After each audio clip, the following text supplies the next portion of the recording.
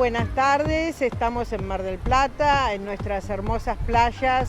Soy María Inés Oliver Llull, hija de mallorquines y tesorera de Casa Balear Mar del Plata.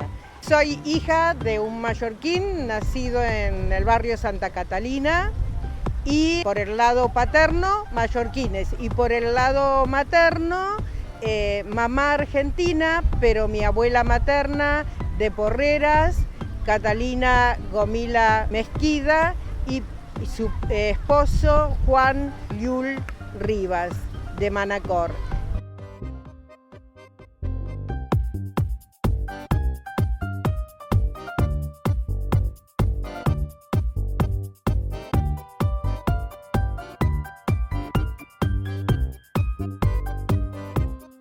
Mi abuelo materno vino en el 1906, tenía 16 años y llegó a La Pampa, a la provincia de La Pampa en Argentina.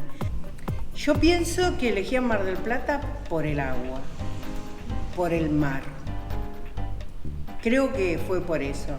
Tenemos grupos de danza, idioma, se enseña el catalán, se hacen comidas típicas como, la paella, que es normal, pero nosotros hacemos tumbet, empanadas mallorquinas, ariat, que me encanta, ensaimadas. Y nosotros lo sentimos porque de chicos ya mamá, papá, el abuelo siempre nos hablaron de lo mismo. Yo conocí el Paseo del Born por mi papá.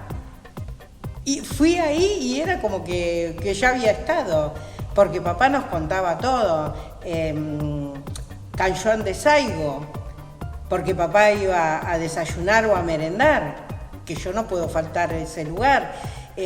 Son cosas que te van quedando y que nosotras, tanto mi hermana como yo, fuimos inculcándole a nuestros hijos, contándoles lo que pasaba. Y también ellos viajaron y pudieron tocar nuestras raíces, porque soy argentina, pero tengo raíces allá.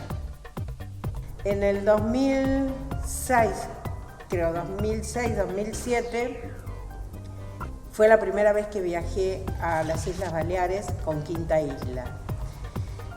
Chicos, no saben la emoción. Es algo que bueno. Y te digo que cuando llegamos, a mi marido le pasa lo mismo. Nosotros llegamos, siempre recorremos, andamos, pero es algo que es inexplicable.